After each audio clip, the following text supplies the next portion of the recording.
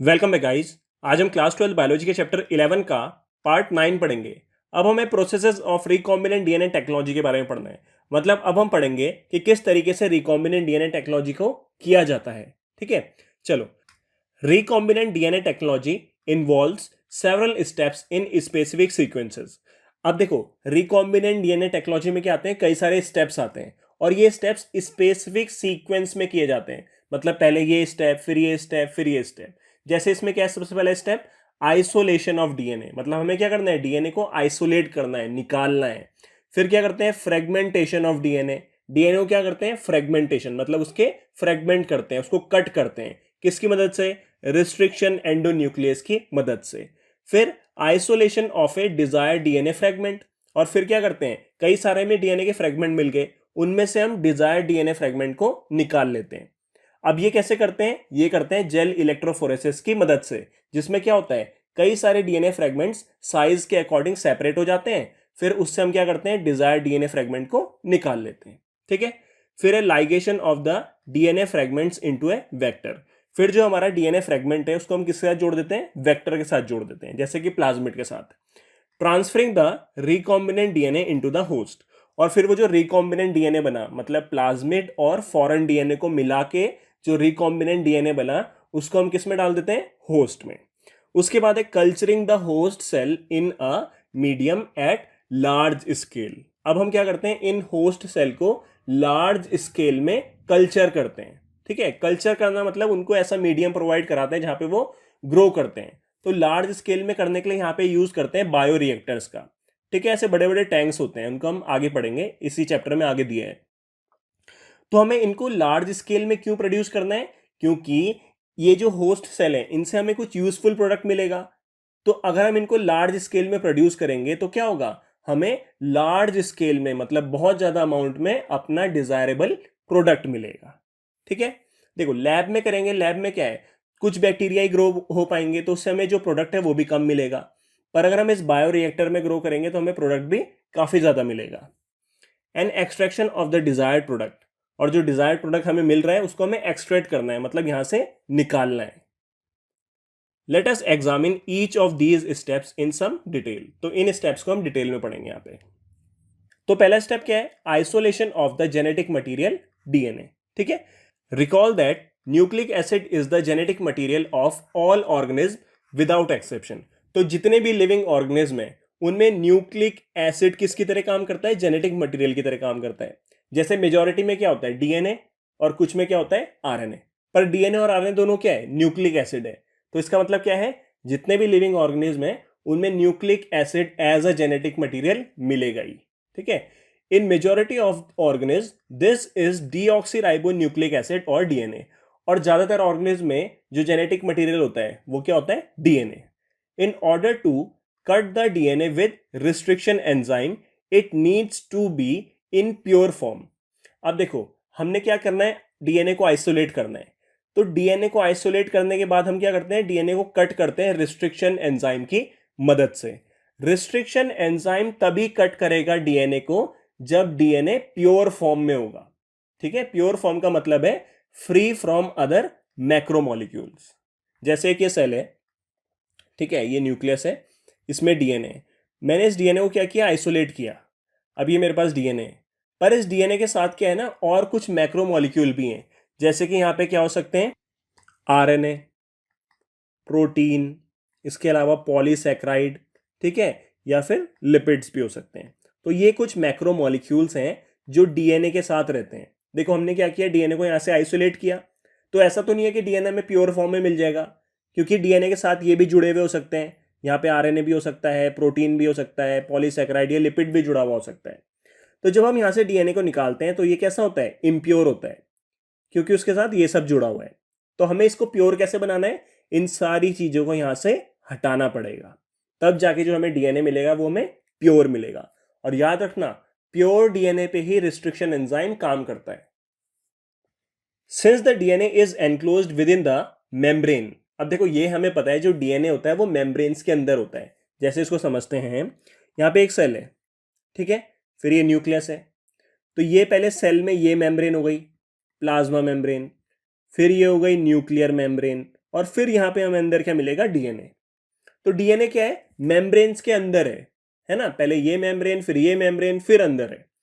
तो हमें अगर इस डीएनए को यहां से निकालना है तो हमें क्या करना पड़ेगा, we have to break the cell open to release DNA. तो हमें क्या करना पड़ेगा, सेल को ब्रेक करना पड़ेगा ताकि डीएनए को हम निकाल सके।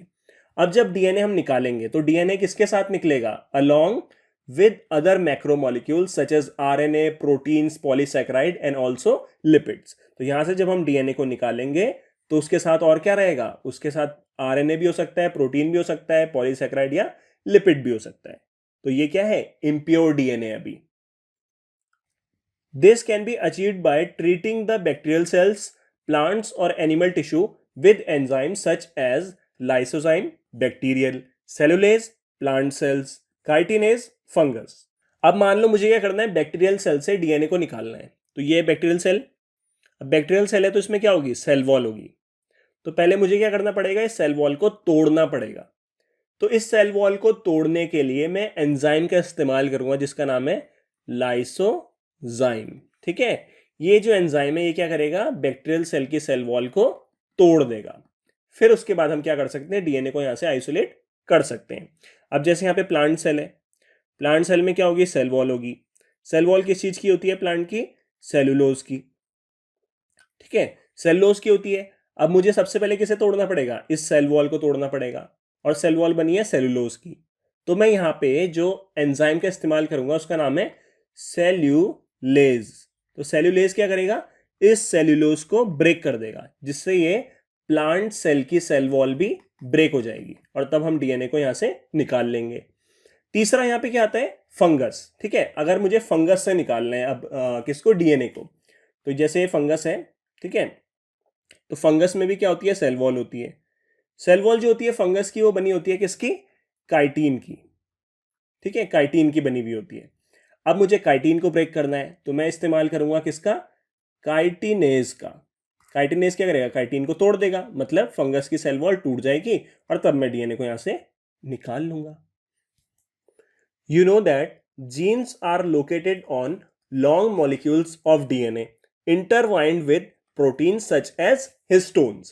तो देखो ये हमें पता है, जो जीन्स होती है वो कहाँ मिलती है, डीएनए के अंदर। और जो डीएनए होता है वो इंटरवाइंड होता है, मतलब घुमा हुआ होता है किसके ऊपर, एक प्रोटीन के ऊपर जिसका नाम है histones.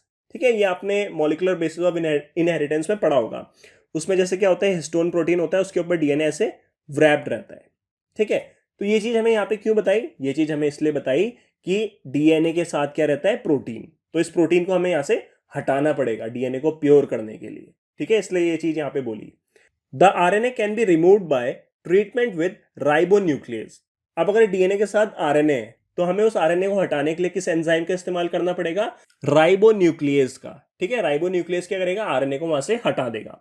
Where as proteins can be removed by treatment with protease. और अगर प्रोटीन है डीएनए के साथ, जैसे कि हिस्टोन प्रोटीन, ठीक है, कौन सा, हिस्टोन प्रोटीन, तो इस हिस्टोन प्रोटीन को हटाना है तो हम किसका इस्तेमाल करेंगे, प्रोटीएज एंजाइम का। ये क्या करेगा, इस हिस्टोन प्रोटीन को यहां से हटा देगा। ठीक है, other molecules can be removed bye appropriate treatments. और बाकी जो मॉलिक्यूल्स हैं उनको रिमूव किया जाता है एप्रोप्रिएट ट्रीटमेंट्स की मदद से। ठीक है, अब यहां पे इंपॉर्टेंट स्टेप है, and purified DNA ultimately precipitates out after the addition of chilled ethanol. ठीक है, इस स्टेप को समझते हैं। देखो ये टेस्ट ट्यूब ली थी आपने, इस टेस्ट ट्यूब के अंदर मान लो आपने बैक्टीरियल सेल लिए, हमें बैक्टीरिया से क्या निकालना है, डीएनए को निकालना है, तो आपने इसके अंदर बैक्टीरियल सेल ले लिए थे। ठीक है, बैक्टीरियल सेल का क्या है, ये सस्पेंशन है। ठीक है, अब आप इसमें क्या करोगे, इसमें आप डालोगे अपना लाइसोजाइम। ठीक है, लाइसोजाइम, ताकि क्या हो, बैक्टीरियल सेल की सेल वॉल टूट जाए। ठीक है, साथ में आप क्या डालोगे यहाँ पे, जैसे अगर आरएनए को हटाना है तो आरएनएज। ठीक है, आरएनएज ले लोगे, या फिर प्रोटीएज ले लोगे, है ना, ये सारे जो भी यहाँ पे वो एंजाइम्स हमने पढ़े थे वो सब आप यहाँ पे ले लोगे। अब उसके बाद क्या होगा, फाइनल स्टेप में आप क्या डालोगे यहाँ पे, चिल्ड इथेनॉल, मतलब बहुत ही ठंडा इथेनॉल डालोगे, चिल्ड इथेनॉल। ठीक है, अब चिल्ड इथेनॉल डालने से क्या होगा कि इस सस्पेंशन के अंदर जो डीएनए है ना वो सेपरेट हो जाएगा, मतलब प्रेसिपिटेट हो जाएगा। प्रेसिपिटेट समझते हो ना, कि वो नीचे ऐसे सेटल हो जाएगा, इस तरीके से सेटल हो जाएगा और थ्रेड की तरह दिखने लगेगा। ठीक है, ये हमारा क्या है, DNA.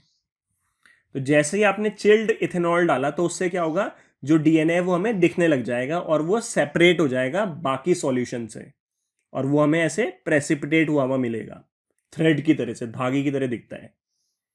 This can be seen as collection of fine threads in the suspension. तो जैसे ही आपने चिल्ड इथेनॉल डाला उससे क्या होगा, डीएनए सेपरेट हो जाएगा और डीएनए में कैसा दिखने लगेगा, फाइन थ्रेड्स की तरह।